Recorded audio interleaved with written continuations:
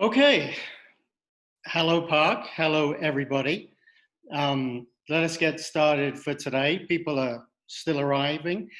Thank you again for joining us today. As yet, Vanetta hasn't come on the call, so I will keep an eye out for her.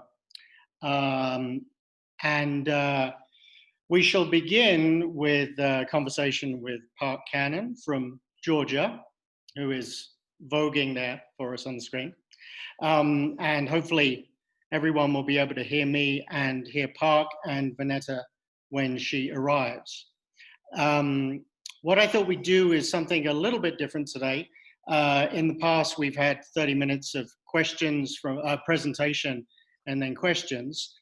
Today, what I think will be of most use for our audience is for me to begin a conversation with Park, ask some questions about politics and representation, and then allow everybody in the chat, in the webinar, to pose questions, to have a discussion as well. I think it's easiest if you just send me a chat message if you'd like to ask a question, have a conversation on these issues. It'll be fairly, it'll evolve over time. And I will pull you in as we get to that point. Just to give you a little bit of background, we'll discuss Park's evolution in politics, but I'm proud to say that Park and Vanetta both have attachments to the University of North Carolina at Chapel Hill, where I used to be employed up until last week, no longer, sadly. And Park graduated with a degree, I believe, in linguistics and gender and sexuality studies from UNC, but is a Georgia native. And Vanetta also went to law school at UNC Chapel Hill. And so UNC is doing pretty well in training some of the brightest and most fabulous queer politicians in the US today. Surprising to be said. So let me just check that, Park, your microphone is working. Do you want to say hi to us? Hey everyone, it's Park. Can you hear me? We can hear you just fine. I can hear you just fine. And I wanted to start with, I mean, Park, our audience are primarily academics, primarily people who study representation, study queer politics, study the way in which queer people move through the world politically and socially. Now, I myself am really interested in the journeys that elected officials make. And I'm really interested in your journey to the State House in Georgia. You represent Eastern Atlanta in the Georgia State House. Obviously, you are a part of a cohort, a very small cohort of people of color, of African Americans who identify as queer or LGBTQ in politics. I think the latest data that I've seen says there's about a dozen African American LGBT State House members, half men, half identifying as women. But your journey, a lot of people I've spoken to, as they became of age and started to discover their sexual orientation, and also obviously moving within America as an African American, a lot of people might have been a teenager and say, politics is not for me. I'm not allowed to be an elected official. How did you navigate becoming politically aware, becoming aware of who you were, and seize that, you know, unusual step of saying, well, yes, I can be an elected official, perhaps a role that I didn't see people like me in. But how did you get to that point? Certainly. Well, I'm excited to come to you just like yours, my home office. Welcome to my Shirley Chisholm poster, and then some, you know, trinkets that I made when, you know, was a kid. And so I'm sure that your home offices are interesting too.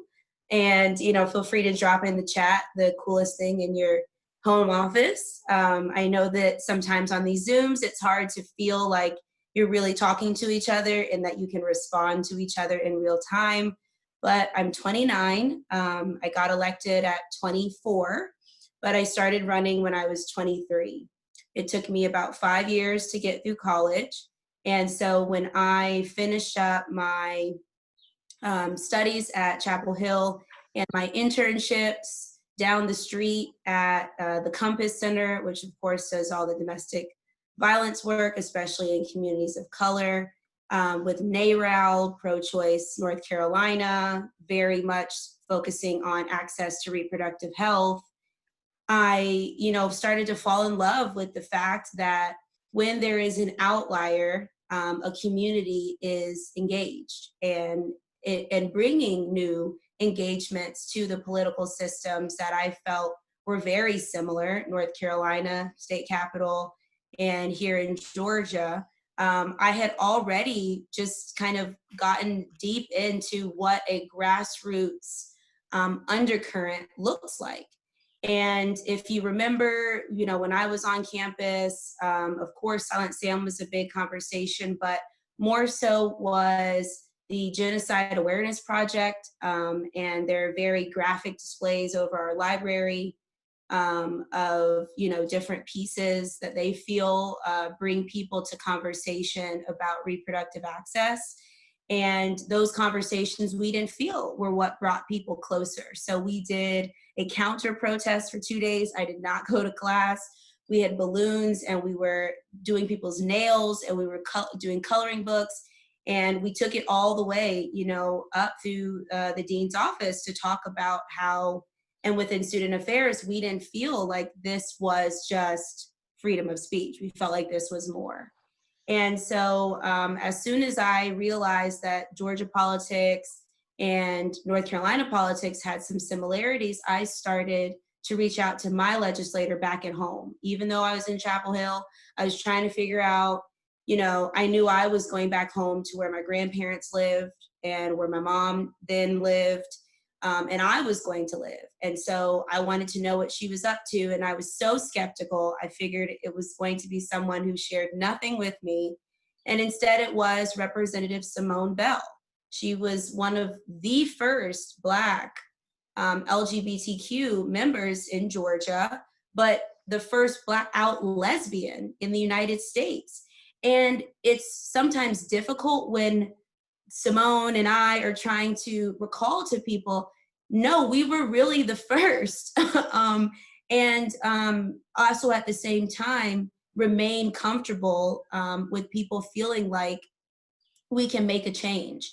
The first time of something can either be an explosion in politics, a new idea, or it can be a target. It can be a concerted attack on an effort that comes in legislative form.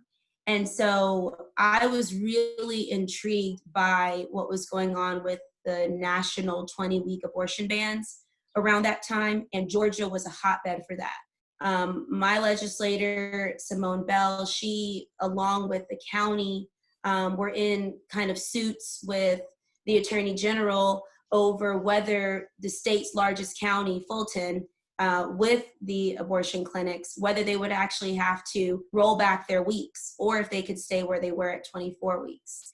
And that fight, brought me into an internship at the clinic. And then the clinic started to continue to face attacks, not just protesters, but legal constraints. They needed a bigger elevator shaft. They needed hallways to be wider, all of these things that had nothing to do with providing access. So I normally remind people that at that time, I felt like I was underneath an umbrella with everyone. And we're all underneath it and we're trying to figure it out. And I wanted to step outside of that umbrella. I wanted to hold it. I know it was still going to rain. I know that things are still going to go on, but I felt like I truly was the best person for that seat. And so that's why we mounted a grassroots campaign. Some folks on this call, like Amazon, helped me with my campaign. Some of my professors at UNC were intrigued and were kind of helping me create my ideas and cultivate the same studies about women in ancient Greece trying to involve themselves in politics and what I was trying to do. So that's a bit of how the journey started. And did you, when you were growing up, see any role models in public life, in political life, that really inspired you, that sort of gave you the feeling that you could be involved? So Shirley Chisholm, that's why her poster is still right here. I grew up down here in South Georgia in the city of Albany. Many people know it right now in national news because it has been the hotbed of our COVID-19 outbreak in Georgia. But I know it to be a home where the Buffalo Soldiers are, which are the Black Cowboys, which my father was a part of, the Marine Corps logistics base that my father retired from, the biggest hospital that takes in all the other rural counties where I was born, and Albany State University, where Dr. King, on the site of their campus, had what they considered to be his failed movement around the Poor People's Campaign. Mm-hmm. And as y'all know, history repeats itself, and then there's a little piece of an outlier. And so realizing that that was where I was coming from, and Lester Maddox was the sheriff there, which, you know, later ascended through politics.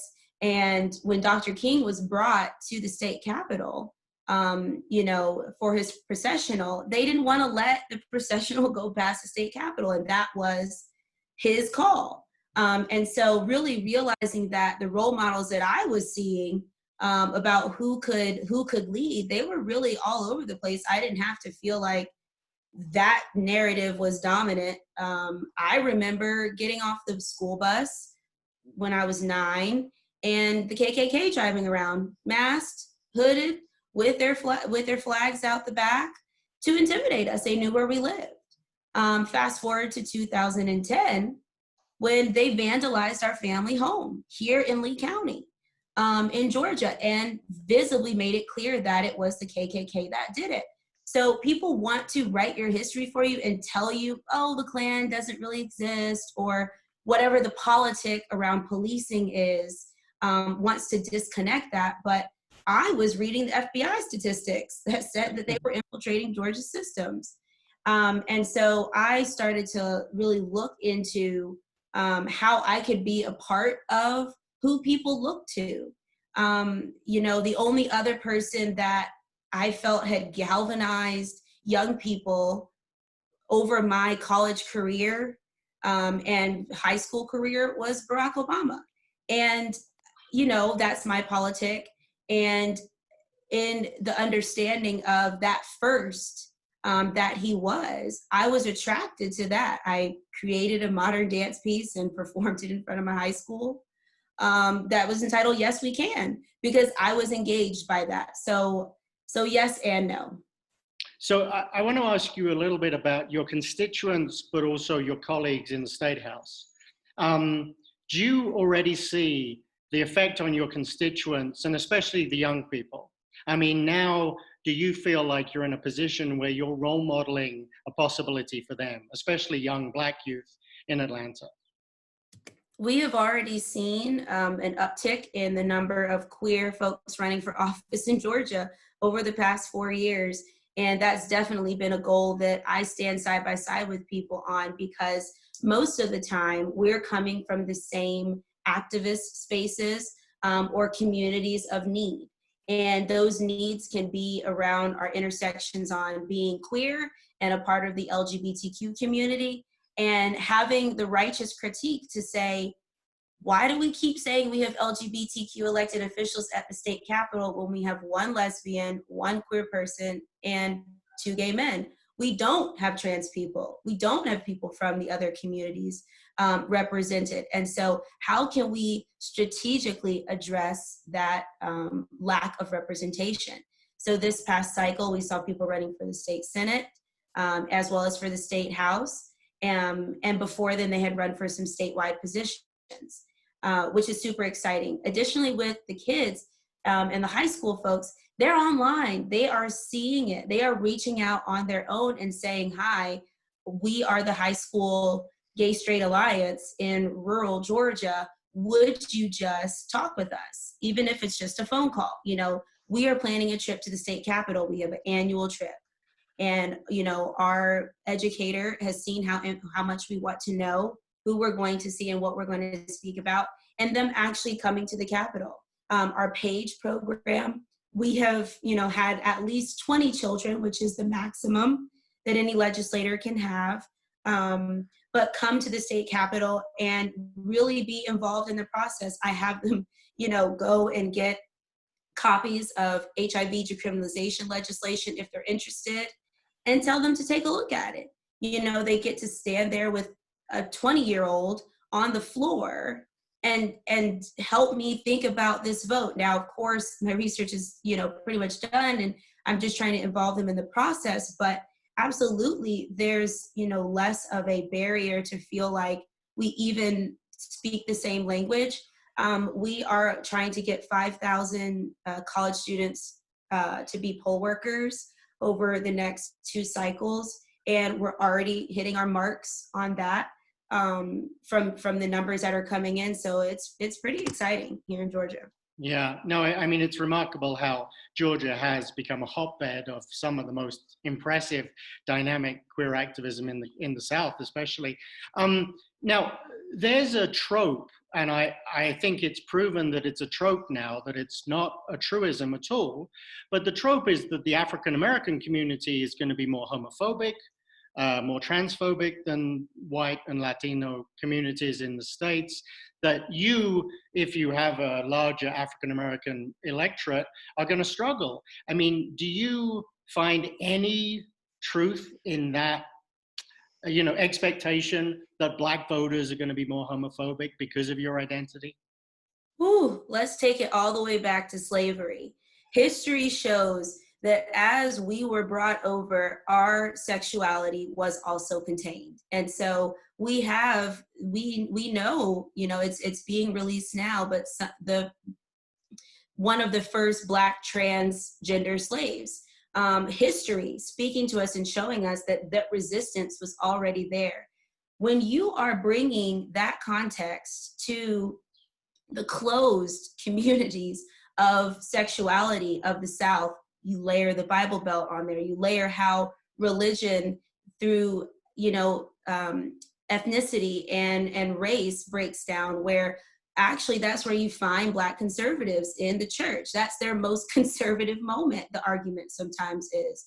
You know, outside back home in their communities, though, they don't have the opportunity to be conservative with their investments and the things that they want to do, because they have to be conservative in their household of how they provide for safety. And so this idea that you have now added some challenge to your life, now you're choosing to be a part of the LGBT community, is something that is still said today. And we know that to just simply not be true. And in fact, the suppression and the in-home homophobia, in-community homophobia has had those negative impacts. But what we saw, perfect example, this legislative session in Georgia, which was supposed to be January to April, but COVID-19 had us in a pause until June, and we came back for 2 weeks in June, and the hate crime bill had been sitting there for over 400 days at that point. It had passed the House in 2019, and now we're in 2020 in our late off last 2 weeks of session, and you still are. We still haven't passed the hate crime bill, which for the LGBTQ community brings status recognition. We've never had status recognition of this legal sort before. And for the African American community, it's almost a confirmation of reprimanding bias, bringing bias to the forefront. And so you, as a Black queer person, you know, people who are in these Black queer spaces and trying to speak to the nuances of it, it is an oppression to try to not pass the hate crime bill because it's not perfect, you know, or it is an oppression to remind, you know, the Black community that, well, is this really, you know, we want to put a there has to be a bias report that's written now with every incident that officers have to write. And so, now we want to say if an African-American guy, is in a barbershop and he says something to someone who walks past on the street, now we're going to put another black man in jail. Well, no, but this is a conversation that needs to happen. What is the basis of that divide and that homophobia? So the hate crime bill kind of blew all of that open because we had the dean of the House, who's an African-American man who's been serving 46 years consecutively in the Georgia House.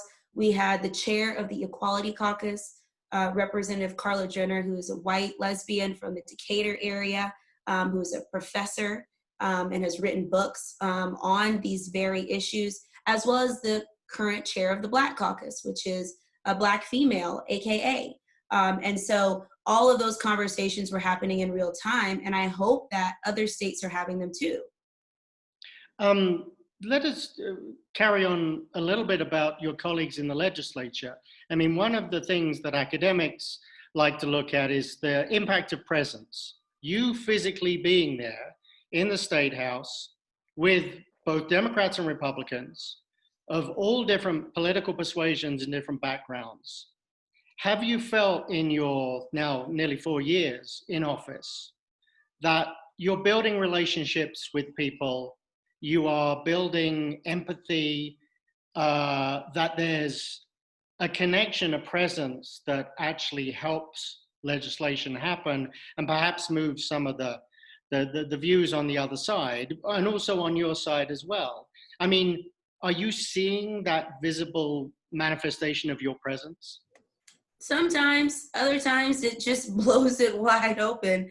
One example of it going well is the chair of the Labor Committee, of which I have had 8 bills in front of his committee over the past 4 years about pregnant women's fairness, and he couldn't figure out why this gay legislator from the city is trying to talk to him about pregnancy. Don't I know nothing about pregnancy? But much to his, lack of interest, to ask. Personally, I have been pregnant before. And that was a part of me realizing that I identify as queer, not as a lesbian, which I have plenty of lesbian friends, but that I identify as queer. And so my legislating, that's just included in my words. I don't have to say that out loud on the committee. But fast forward to this session, he, stopped our Equality Caucus from one of our conversations to show us that his son was going to be, in his best friend's wedding. His best friend is gay. Now, in that moment, right, we all know the shock and awe. Wow, someone gay. This is great. Thank you so much. This is a great conversation. But for him, that was his first time trying to personally connect with me after just going at it on the issues for years. And I think that we absolutely have turned a corner. He, since then has the unemployment insurance issue across the country has been just so heartbreaking. But we also, as legislators, have had a hard time getting through to our Department of Labor. And so him as the labor chair, I'm looking at him to ask him, hey, can you bump some of my constituent concerns? Can you help me understand? I have constituents out here who want to do ethics complaints on the Department of Labor. How can you help me ameliorate that conversation, or at least steer it in the right direction so their inquiry goes where it needs to go? So those kind of situations, I think, are, how the impact of my presence. Now, on key issues about the LGBTQ communities, when we resolutions of people who have passed away from HIV and AIDS, people who have been impactful in the community, trans people who have been impacted by violence and have lost their lives, gay families who are just trying to have gay schools and affirming schools and are facing violence as well. When I'm going down to the well and speaking on those issues, you can see when your colleagues are paying attention, and they're definitely listening. They're definitely having to listen. I think sometimes it's a bully pulpit as well. And so I think that's why you know, as you asked, what about like kind of inch within my own caucus? Mm. You know, how does the impact of my presence affect, you know, the legislature or the legislation? The House Bill 481, the abortion ban last year, you know, we knew that was an issue. Myself and Representative Renita Shannon, she's identifies as bisexual and is a member of the House here in Georgia, and you know, is very outspoken. Her and I decided, you know, we know the process, we know the rules, we know the procedure. We need to get in the way. We need business as usual to be stopped. So we brought hangers and bleach, just like the counter protests before that I had been doing at UNC, her direct actions she had been doing around the country. And then legislators wanted to be a part of that. People did not want to get in the way and pull a 6-week ban out, you know, and for many of my caucus members, that was a hard conversation for them to have. So we had them go down to the well and pray for abortion clinics and pray for people who experience that. And if that was their way to get into the conversation and to try to affect the legislation not passing, then that was great. You know, we welcomed that. And so I think that they saw that our queerness wasn't just about our sexual orientation and the things that people assume that that's about. It's really about critical resistance from an outlier presence. I mean, we're in a distinctive moment in time in the States, obviously, and the world over, but we're especially in a distinctive moment in the recognition, perhaps the sort of unusually high recognition of issues of race, of Black Lives Matter, and also of identity issues. And I wonder whether, because of your very rare, if not unique position, do you feel like there is a weight of pressure on you that everybody wants your time, everybody wants your opinion, and everybody sort of suddenly has discovered many of the issues that you embody? And it's almost like you're a flag and people want to fly the flag, and we don't know if that's going to last or endure. But do you feel that suddenly you're in a moment where you're a very visible focal point of resistance in a sense? Well, the truth is that, you know, District 58 has so many notable landmarks on the issue of racial justice right now and community policing and policing. And it's so much about violence that most of the time when our team is trying to respond to mass emails and mass calls and you know, mass social media is when people are in need. I mean, CNN is within District 58. If y'all remember, that's where we had the tankers on protesters and everyone was carted away and the Spelman students were tased by APD. And we have Wendy's in our district. Y'all know Wendy's, where Rayshard Brooks lost his life and where 8-year-old Sequoia Turner was buried yesterday. And we provided the state resolution at the funeral. I mean, you know, there are moments like those distinctive moments where absolutely, you know, the focus is right immediately in on what is our pulse? What, you know, if the mayor is saying this, the county is saying that, the police is saying this, what am I saying? How are we saying? And so we try to stay grassroots. And, you know, yesterday was a really difficult day. You know, Sequoia is 8 years old. And, you know, this conversation on a community that has felt over policed, you know, turning itself into its own community police, but then there being, you know, a presence that is unknown, a factor that is unknown. It leads to, in this experience, me realizing and me saying, you know, after all of this, that community policing is not dead in Georgia, but we just have not figured it out. We don't know.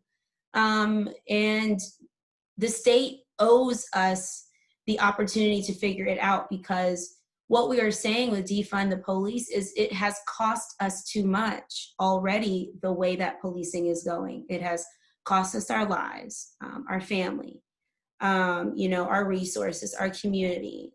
I drove past Wendy's yesterday and it is completely bulldozed.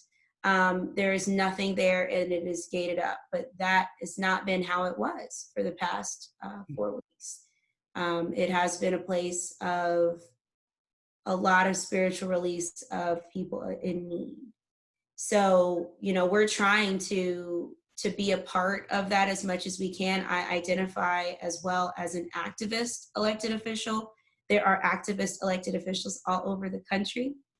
And so we are just in real time being in tune with some of the more emotional responses to systemic oppression.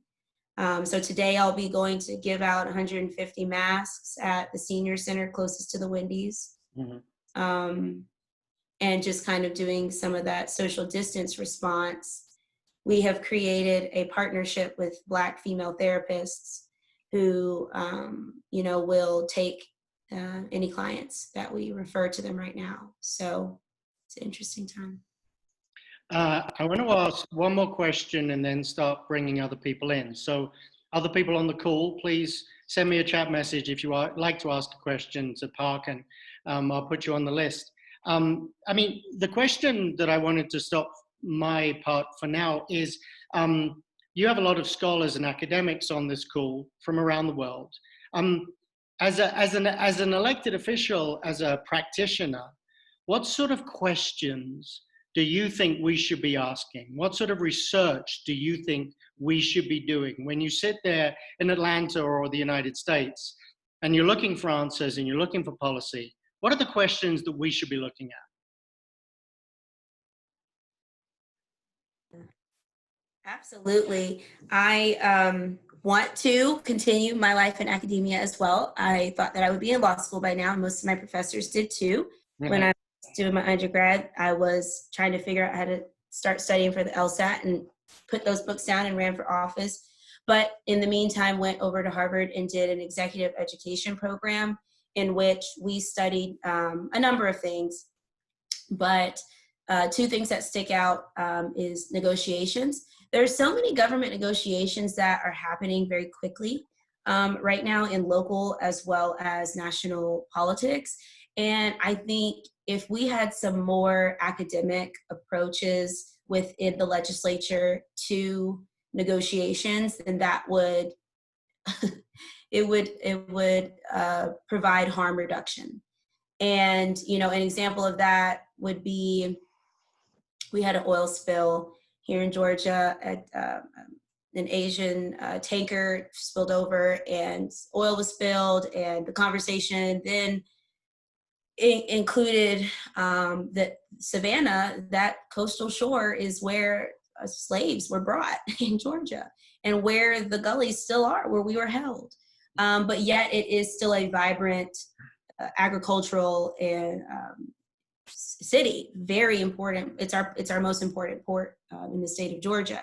And so since that oil was there and there were conversations about wildlife also happening with agriculture, what kind of powder should we use, or what kind of ameliorating agent should we use so that we're saving the animals, we're also saving our resources and our oysters, and we're also honoring the rich history of how much this place has gone through. And that negotiation, I feel like, was just completely failed between the different agencies. We now have this like powder, and you can look at it and see, but the powers that be allowed for that negotiation to happen, I think, too quickly, and we are not better for it. The second, I think, would just be about fiscal impact, how you can prove utility or usefulness or scalability through fiscal impact. As legislators, our number one job is to balance the state budget. Everything else we do, as is us making laws. And we are empowered to do that as well. But in Georgia, we have a $28 billion budget. When I'm, asking for $40,000 to create a HIV pilot program in the 5 areas around the state that have the highest new prevalence cases. And I'm showing you that I'm not just including my county, Fulton County, because I want to, but I'm pulling the CDC's vulnerable counties database that is backed up by academics who from around the country have been putting this information forward to say, yes, it is our metropolitan county, Fulton, but it's also our North Georgia county because of 2 different things. Maybe it is a mix of things here in Fulton County, but up there it is injection drug use. And that leading into a conversation on drawing down those, those dollars for that program, for that region, for that purpose, and then being able to use Fulton Fund to create Fulton funds in a different way. Not understanding, the academic impact of the researches on the fiscal impact would not have been able to get us, to get it through. And a lot of the times you have to keep in mind, in Georgia, if you're not the chair of a committee and legislative session is going, you cannot request a fiscal note. Only a chair can request a fiscal note of your legislation, unless you do it when you're not in session. But then you already have to have the bill for them to do the fiscal note on. So really the first, we're a 2-year term. So the first year I write a bill, and then in the interim, I get a fiscal note, and then I can come back in the second year and try to get it through. But we're in crunches sometimes where we need a fiscal note, and we're in session, and it's not that difficult in some ways to do your job and to show us how to do that. And students have shown that worlds over for us. As you know, students are interested in very specific things as their homework and direction. They'll email me and say, hi, I'm researching House Bill 636 on police accountability. I have these 5 questions. I try to respond to those answers and then pose a question to them as well. And I'm really asking, there's so much going on at once that if we had better academic approaches on negotiations and fiscal impact, legislators would be rolling. Right. Great. Let's take a question from Namibia, from Pancho Mulungeni. So I'm going to call on Pancho. Yes, hello, can you hear me? Yes, thank you. I just wanted to ask, thank you so much for this opportunity.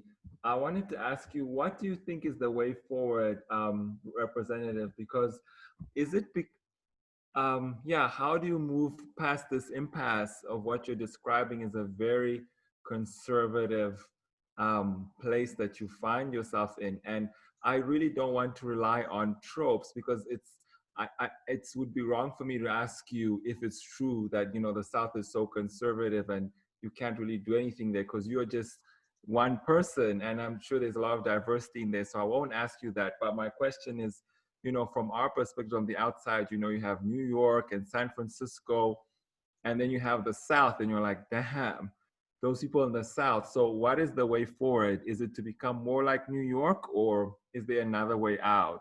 Thank you. In terms of reproductive rights, of course, reproductive rights. Thanks. Ooh, reproductive rights. You threw a big one at the end there. I'm very excited to speak with you as well and take notes over here. There's one answer that I love to start with, just so I can do it really quickly and move on, because this is not that type of setting, but it's flipping seats, changing the folks who are in the seats. We can talk about that all day long if you want me to, but we are 15 seats in Georgia away from having a different setup of our House. And that would be major for us to do. We are trying to complete that by November 3rd. So please, if you're interested about that conversation, reach out to me between now and November 3rd. The conversation on this conservative attack on reproductive rights, I think it really takes just an unpacking of it for a second. One, history has already shown us this. We have been fighting this conversation, of course, since 1973 around the Roe versus Wade decision, but also in almost every 8 years of the political cycles in Georgia. You know, when you study and see that at a certain point, the ability to choose was on a referendum, you know, in Georgia, and that conversation amongst some of my Democratic colleagues was very challenging because of their religious beliefs. But this time, everyone was on board on the same page, except for one Democrat. And that was the one vote that made the bill pass. So, you know, we have come so far in defending some of the reproductive rights that need to be defended the most. And sometimes it's even hard to, in my view, boil the conversation on reproductive justice to abortion. I think that reproductive justice is so much larger. It's about why she doesn't have transportation to get to the clinic, if she's coming from another southern state and needs a hotel but doesn't have that money for that hotel, who steps in, what funding steps in to help with that? How is that person treated and their family treated at the facility? Just because it's a facility that provides care doesn't mean that they care. And that critique is still out there, and it deserves to exist. Because in some places, like in rural Georgia, if you are trying to access abortion, it's going to be in a setting much more conservative than it is in Atlanta. And you might have a different experience that you're trying to speak to. So we have been, of course, partnering with our universities to map out the number of clinics where people can go receive care versus where they might go and get religious counseling and be tricked or not be able to get their information. But we've really hit a place where we need the gate to open, which is this lawsuit that has come up over the past year. You know, an abortion ban, taking it down from 21 weeks to 6 weeks of access was passed. And the, you know, organizations, I actually chair the organization that mounted the lawsuit against the governor. It's, the name of the organization is Sister Song. It's a women of color collective.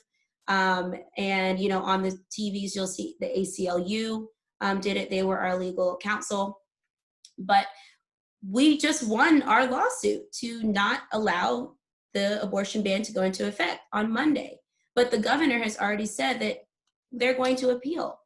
But what I know is the state has already spent $450 an hour per attorney through the Attorney General's office for 480 days now. That's, I mean, I'm not that great at math, but the last time I checked, at least $448,000. We're in a budget deficit right now. How inhumane, in our opinion, it could be our queer politic, but it could also just be our understanding of that we are in a pandemic. Why would we mount this legal challenge again against the federal court? I mean, it really feels like, even though sometimes I'm this close to the decision making, we are so far worlds apart, and I can write the best letter and I can include my colleagues and I can sit on that conference call and I can ask the certain liaison if they received my email or if I can get an appointment, but there's more. There's more that needs to be done. So I hope that just gives you some more of my perspective, even if it doesn't zoom right in deeply on your question.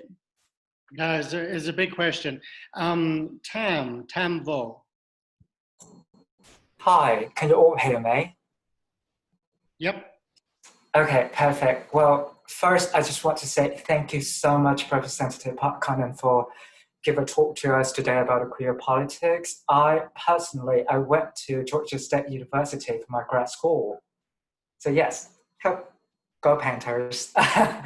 Anyway, so, but I have seen that move to DC and I live here, but I still have a lot of connections. So I'm still very passionate about different civil rights issues in Georgia, specifically because during this pandemic, we have been seeing a lot of different issues have been have revolving in with Georgia as being the focal point. So I just kind of piggyback a little bit about your last answers on the pandemic, because I know that this pandemic has been disproportionately affect the Black community. as like an alarming rate. Have you ever looked at how it affects the LGBTQ community, especially for Black and people of color in Georgia? And how should we address it?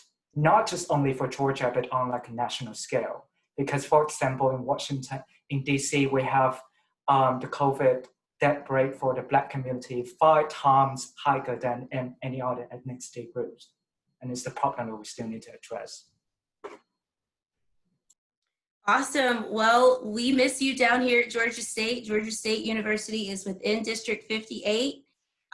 So we love all of our Georgia State folks. We, are the biggest military college, so many things going on at Georgia State, and it's 2 blocks from the state capitol. So if y'all have never been here, it's a nice little walk.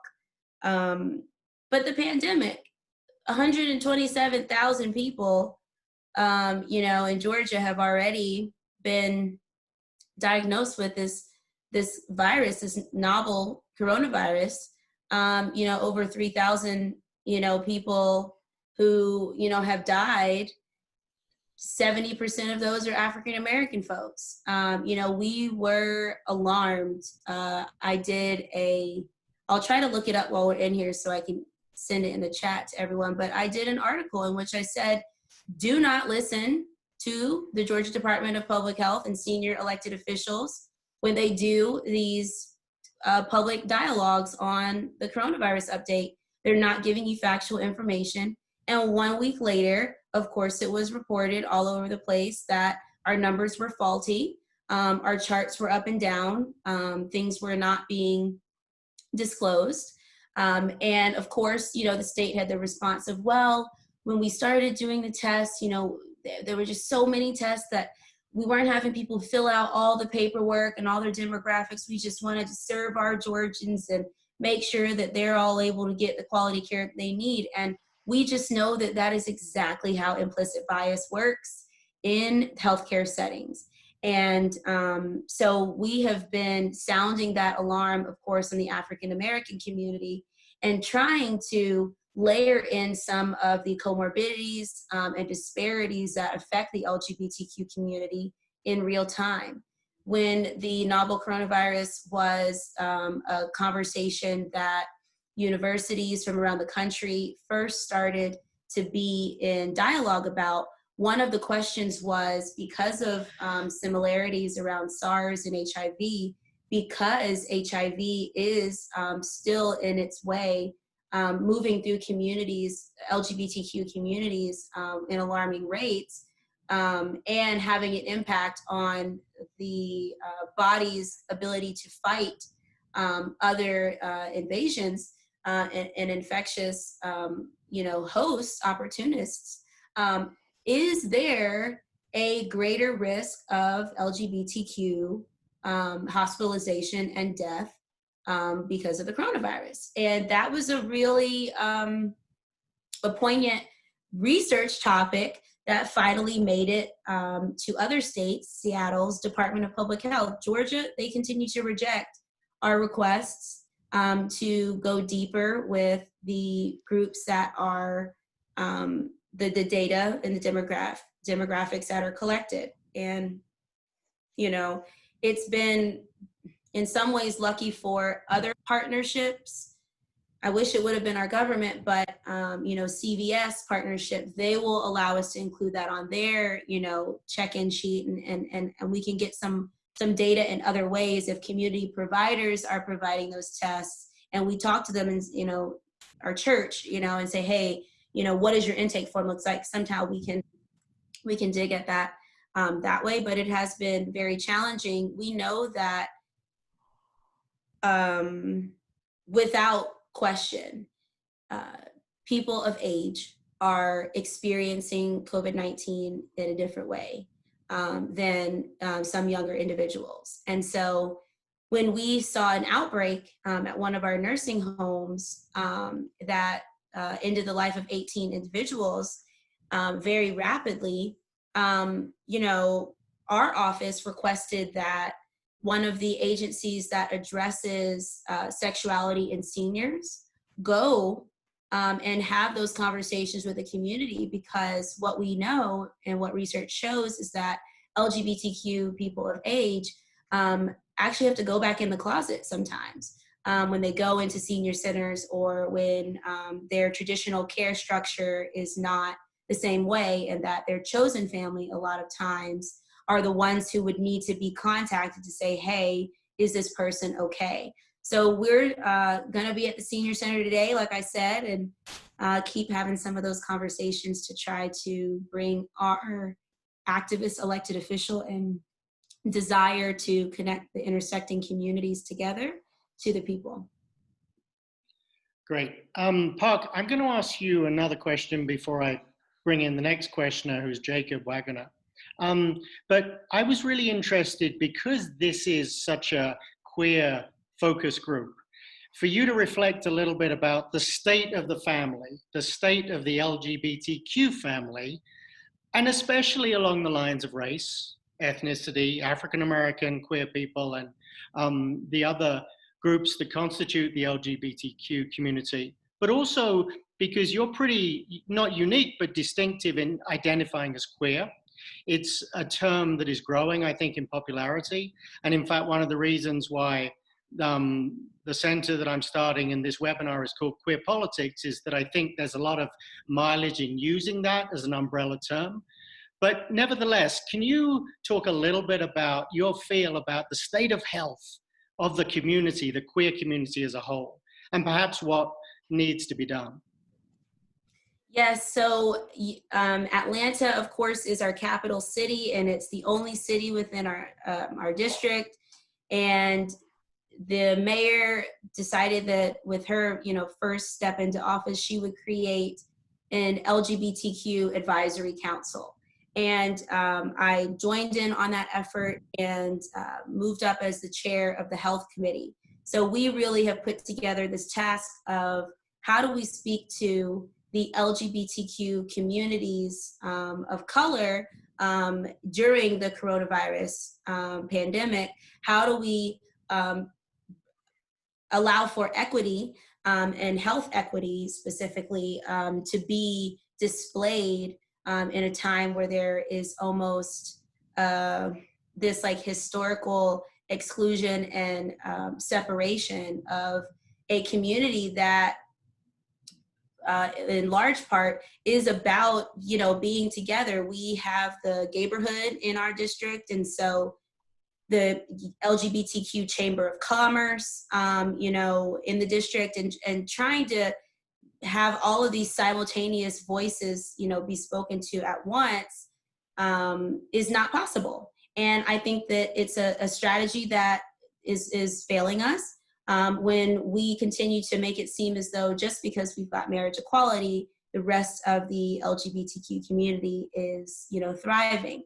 And I think race and ethnicity have helped to turn that corner for many individuals. Race specifically, just around how we can include it on our flag. That was one conversation that was really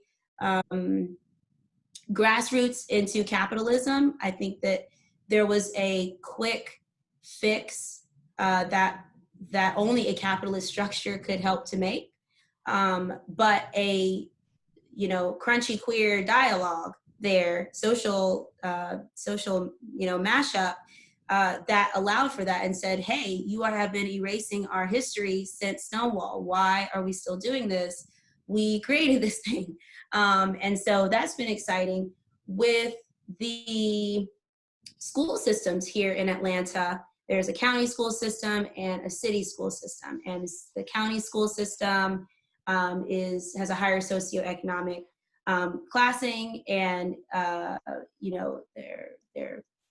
they have an ability to reach a different dynamic in Fulton County, whereas Atlanta Public Schools, 90% of the students are free and reduced lunch.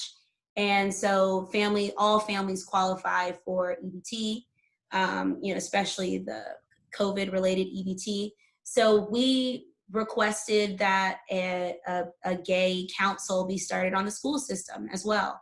And because we were meeting to put recommendations forward for the June meeting, right, we actually were in the coronavirus time. And so we realized that LGBTQ Asian students in our Atlanta school system were facing different conversations in their learning, and it was having an impact on their ability to really connect and to feel supported in that time. And I think that there's so many nuances that the government can get into, you know, like these are two examples where I truly believe that Atlanta has tried to be a part of the global conversation on the state of the family, whereas other places in Georgia have not.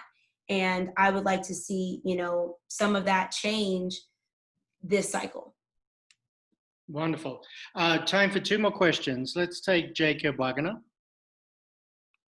Hi there. Thanks so much for talking to us. I really appreciate it. This is great. I'm interested from an academic perspective, broadly in what policy ideas do and don't make it to their representatives' ears. For example, I think organizations are really good at coming to representatives and getting their attention and making their voice heard. But groups that aren't organized or that have been historically marginalized or politically disempowered for whatever reason, I think, you know, their voices may not be getting heard by representatives often. And so I'm curious just what sort of concrete steps you or other representatives that you know take to make sure that you're hearing everyone's interests and policy ideas, not just the interests and policy ideas of people who actively come to you with them. Well, most of my colleagues don't. I mean, they don't seek additional input. If their chair of their committee tells them, you go vote like this on this one because that one's the bill where we moved off, we took that information, we put it into here, and you're gonna vote on this, and then afterwards we'll go over and we'll have your hearing on your bill. You know, there's that legislative coercion that happens, and it impacts the public's ability to affect change, you know, in the process. The sausage making for Georgia were 40 days in the Capitol. But the rest of the year is an amazing time to reach out to your elected official. And if nothing more than to try to get to know them better so that when they are in session, they will answer your call. Our office, we have a bunch of phone lines and we'll answer all of them, you know, even with dissenting views all the time. I mean, why not? You know, we're mostly a millennial team that's interested in working really hard. This is our job. We don't make much money for it, but this is our job. We feel it is our duty to protect our Constitution in this way to allow for public input. So we do a lot of surveying and we send them out to everyone, and I know academics are included. We just did a survey asking about if people feel unsafe in Georgia. You know, right here, right now, I've got my African mask, I've got my surgical mask, I've got my N95 mask, I've got my, you know, black mask. And our whole point of it is if you're not modeling public safety via masks right now, and our governor is saying that there is no statewide mask mandate. Additionally, that locals may not make bans or may not decide on mask wearing.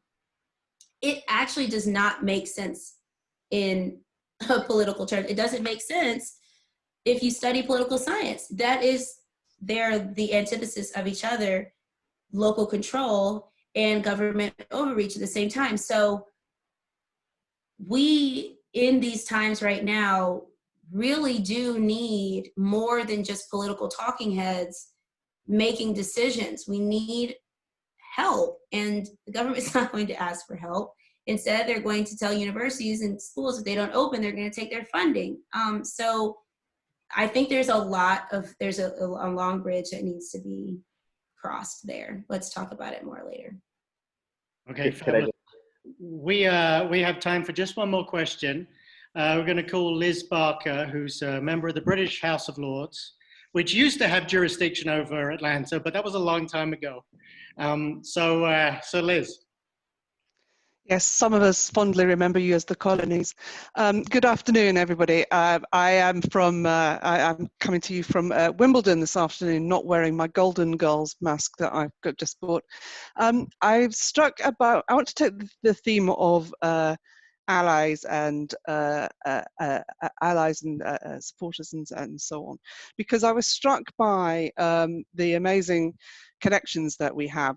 The very first thing that I did as a student at university was to take part in political action to preserve abortion rights for women. And over 30 years ago, because I'm very old, I did some of the first work in Europe on older people and HIV, working with the National Association of HIV and over 50s from New York. We in the British Parliament I'm a founder member of the All Parliamentary Group on Global LGBT Rights. And we created that, because we are about the most lucky gay people in the world, because we've got a fair degree of political consensus and we've got a lot of legal rights, not good on trans rights yet, not good enough, but we've got some.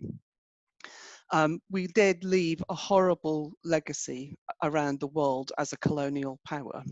And we now are working very hard to ensure that the United Kingdom government does what it should do to put that right.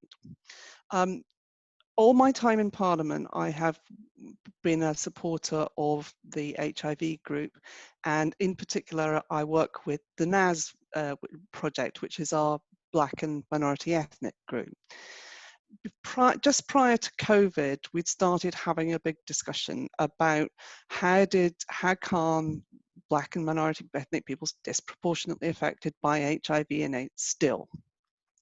And what's happened in the light of Black Lives Matter and in the aftermath of what happened in Minnesota is that we've begun to open up a space for a dialogue within our community, a dialogue around racism, a dialogue around homophobia and so on. It's very tentative at the moment, and it's very difficult. I sit as somebody in a privileged place in Parliament looking at all these conversations going on. And my question to you is, I think you are roughly in the same place. You're sitting watching these things happening.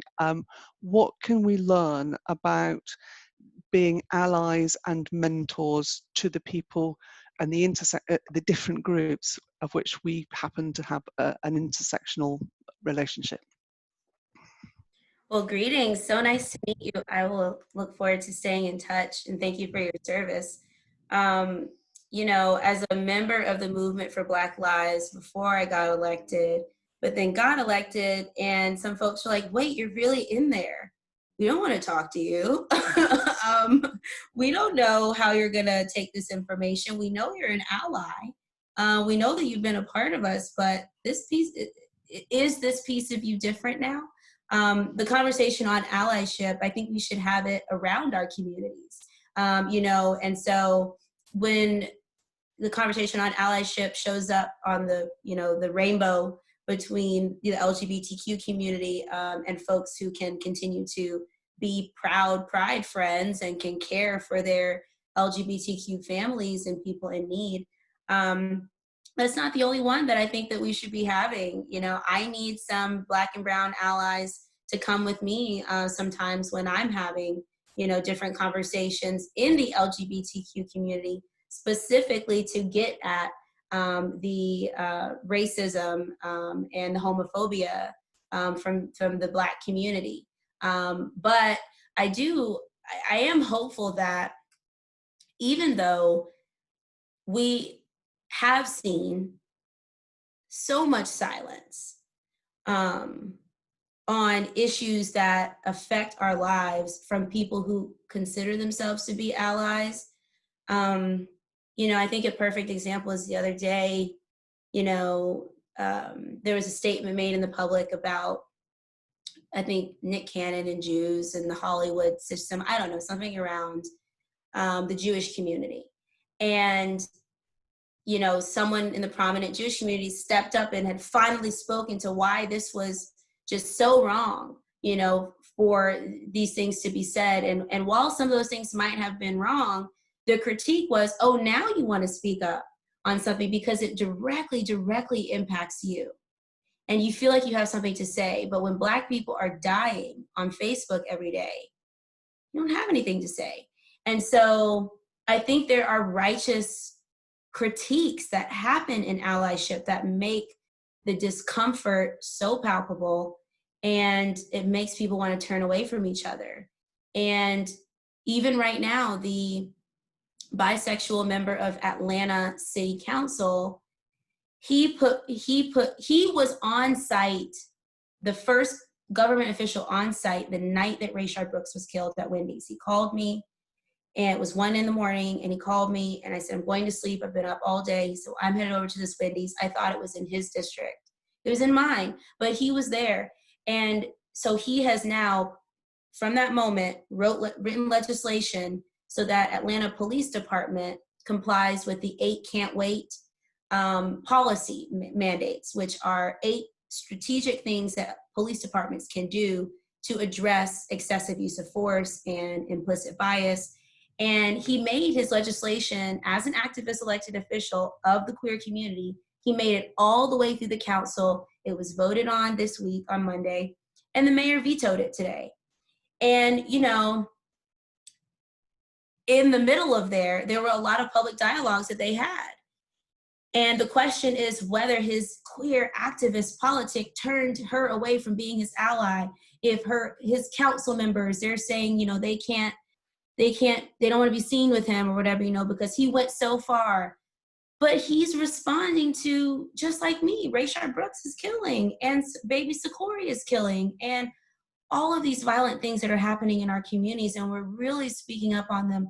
And it is very painful legislatively, but also personally, when we feel like because we brought up the elephant in the room, now people don't want to be our allies anymore. They don't want to be associated with such a radical politic that would say that the Klan is at the Capitol, which, yes, I did say that. I said it on Facebook.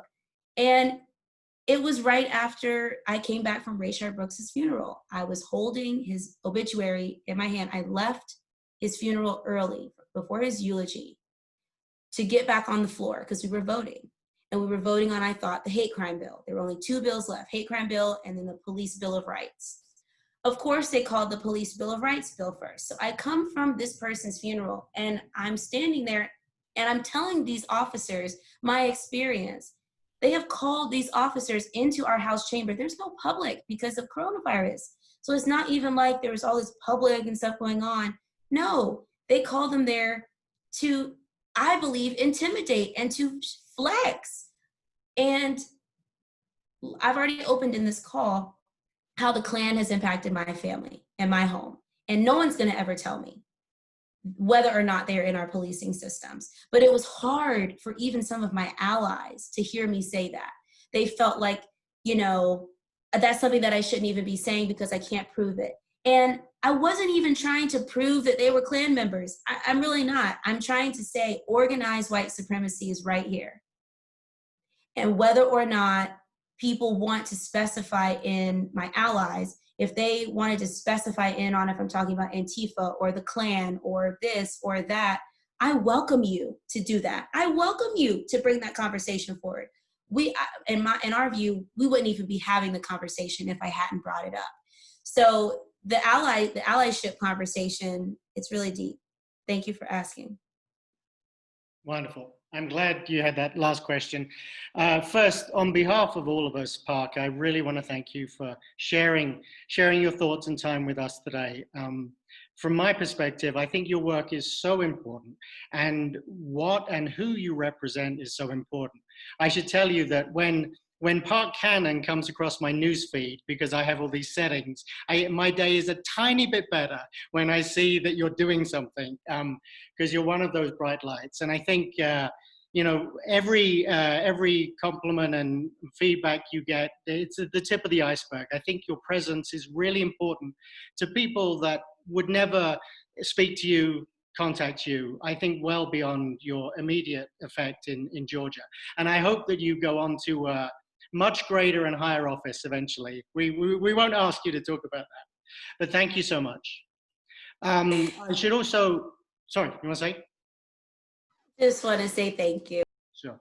And then I want to tell everybody, remind you that next week we have Christopher Velasco, who's presenting his award-winning work on LGBTQ politics. So we'll be back to an academic presentation style next week. Everybody keep safe and well and healthy, and we will see you next week. So thank you.